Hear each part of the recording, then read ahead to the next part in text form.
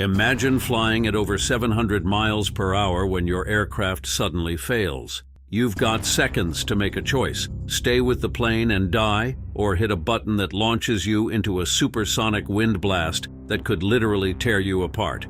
What happens to the human body when you eject at Mach 1? Today we're diving into one of the most violent things the human body can survive, and sometimes doesn't.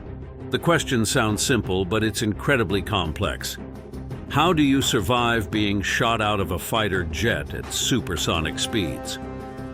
The answer involves some seriously violent physics and engineering that pushes the human body to its absolute limits. Let's start with what supersonic actually means. Mach 1 is about 767 miles per hour at sea level, but it's not just about speed. When an aircraft breaks the sound barrier, it creates this massive shockwave that completely changes how everything works around it. For a pilot ejecting at these speeds, this creates dangers that just don't exist when you're going slower. The wind blast alone is like getting hit by a freight train made of air. At supersonic speeds, the air doesn't just flow around you. It becomes this solid wall of force that can literally peel skin from bone and bend your arms and legs in directions they're not supposed to go. The air pressure can knock you unconscious instantly, and that's assuming your body doesn't just come apart from the forces. But the wind is just the start. When you eject from an aircraft, you're hit with G-forces that make roller coasters look like a gentle ride. We're talking 12 to 20 gigahertz applied in milliseconds. Astronauts during launch experience about 3 Gs. Formula One drivers might hit 5 Gs in a hard turn. An ejection seat hits you with 4 times that force instantly, right to your spine and internal organs. So how does ejection actually work? It's like a violent choreographed dance that happens in seconds, but represents decades of engineering. When a pilot pulls that ejection handle, the first thing that happens is the canopy has to go. Depending on the plane, this might be explosive bolts literally shattering the glass, or rocket systems blasting it clear. Either way, you go from being protected to being exposed to whatever nightmare is happening outside. Next comes the rocket seat. Modern ejection seats use multiple rocket stages to blast you clear of the aircraft while trying to keep you alive in the process. The seat has gyroscopes and fins working frantically to keep you upright and prevent you from tumbling, which would probably kill you.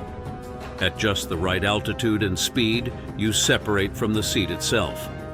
This timing is absolutely critical because if you separate too early, you haven't cleared the plane's wreckage yet. Too late and your parachute won't have enough room to open. Finally, your parachute deploys and hopefully brings you down safely. But here's the thing. There's this really narrow window where ejection is survivable. Your altitude, speed, the plane's angle, even how you're sitting all matter. Eject at the wrong angle and you might fly right into the tail. Too low and your chute won't open. Too fast and the forces might kill you before you even get out of the seat. The history of supersonic ejection is pretty brutal, but also shows incredible human toughness. In 1955, Captain George F. Smith became the first guy to survive ejecting at Mach 1.05. His F-100 Super Sabre went crazy at 6,000 feet, and Smith had no choice but to punch out at supersonic speed. The ejection broke multiple bones, caused serious internal damage, and left him unconscious for days. But he lived, and what happened to him helped engineers make better ejection seats. Even crazier was an SR-71 Blackbird incident.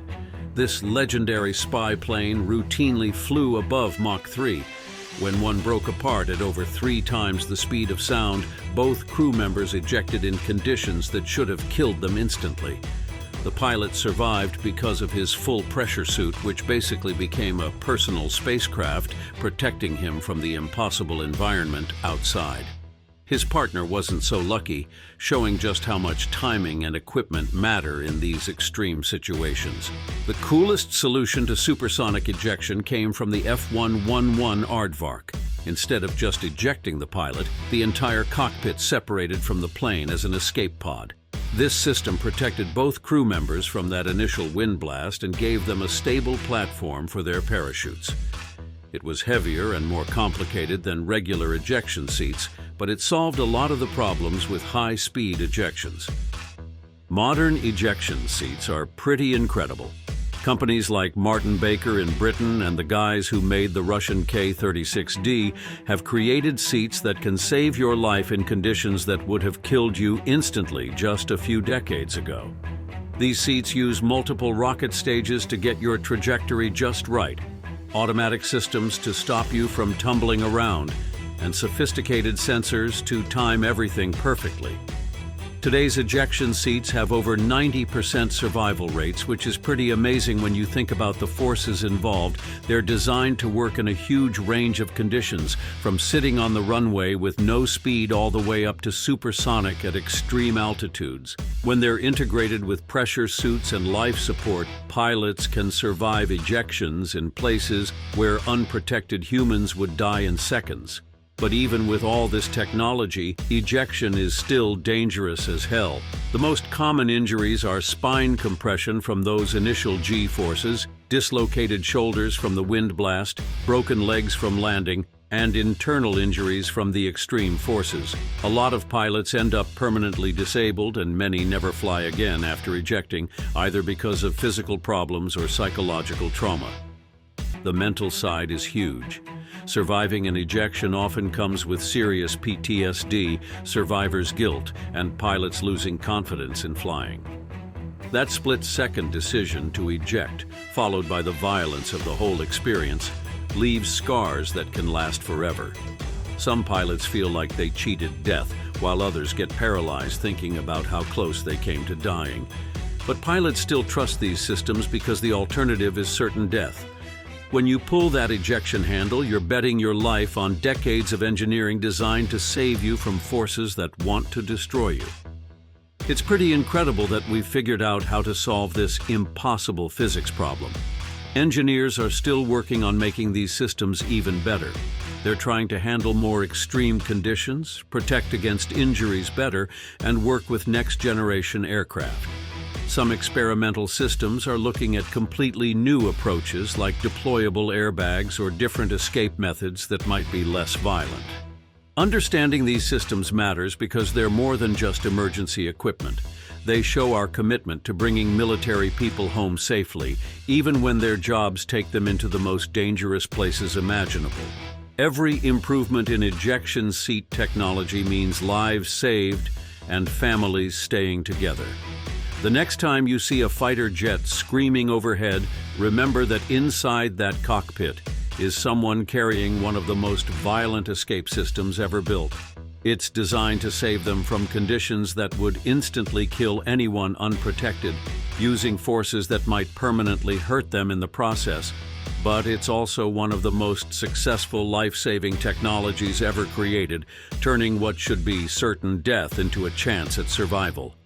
When a pilot straps into that ejection seat, they're putting their faith in physics, engineering, and human creativity. They're accepting that if things go really wrong, they'll go through one of the most violent experiences possible in exchange for maybe walking away alive. It's a trade-off that shows both how dangerous military flying is and how amazing the technology is that we've built to deal with it. What do you think is the most impressive part of ejection seat technology? The physics that make it work, the engineering that makes it reliable, or the human guts it takes to trust it when everything's going wrong? Let us know in the comments, and don't forget to subscribe for more stories and videos.